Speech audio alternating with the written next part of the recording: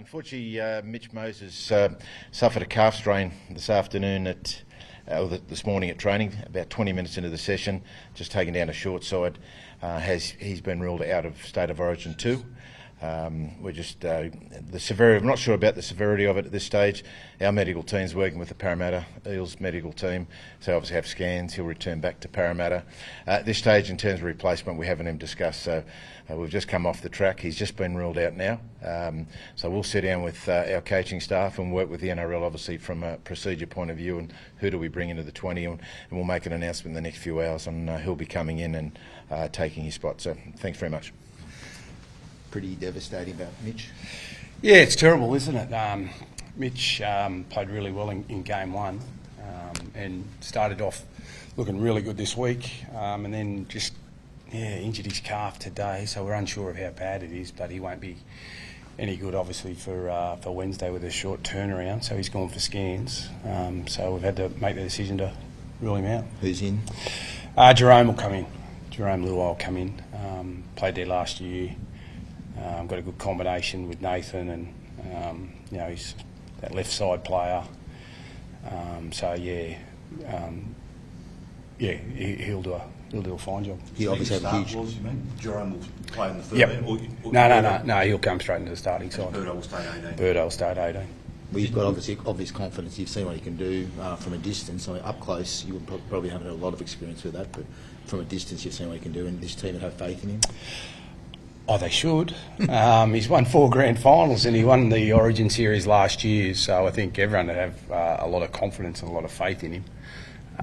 And I don't know Jerome that well, but I think that he'd believe in himself too, that he could come in and do the job at short notice. So there'll only be a couple of training sessions, but the fact that he's played with that left edge last year is an advantage for us as well. It's not like you're bringing in someone that hasn't been here before, that hasn't played with those players. So it is what it is. Disappointed for Mitch, but excited for Jerome. Laurie, is that a tough decision with Matt Burton in the side too, and did you have to sort of have a chat to him? Yeah, I had a chat to Matty. It's obviously, he'd be disappointed. You want him to be disappointed, but he gives us a bit more versatility in that 18th man role. He can play a few more positions, and I just think Jerome and Nathan combination, they've had so much success, and I think back playing with each other, I think there'll be an energy and a synergy there, and I think that that'll bring a different style of energy, different style of game, but one that they'll all be confident in. Is that exemption from the NRL being granted to bring a player? Yes.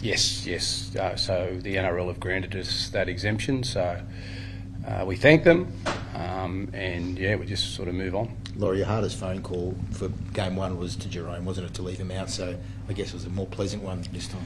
Yeah, and I think I said at the time he handled it with such class, and he said that if I needed him, he'd be ready to go. So when I rang him, he said, "Sweet, I'm ready to go." So that filled me with confidence. That's what you want to hear. Yeah. I said, "What are you doing?" He said, "I've just finished training." I said, "You fit?" He said, "Mate, I am." I said, "Do you want to play Origin?" He goes, "Yes." So, that was good. Simple as that. Ready for the boombox to come back? I don't know whether I could put up with the boombox. I can if it was my style of music. Their music style is a lot different to my taste.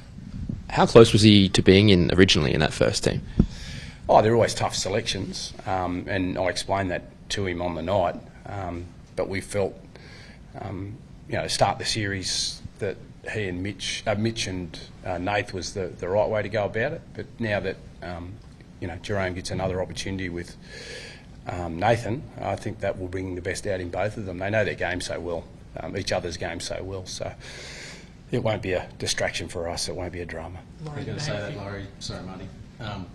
A key injury like this, 6 days out from game day with only 2 major training sessions left, could rattle some teams. What gives you confidence that he'll stay the course? I think what gives me the confidence is the type of player that he is. He'll walk in and everyone will feed off his energy.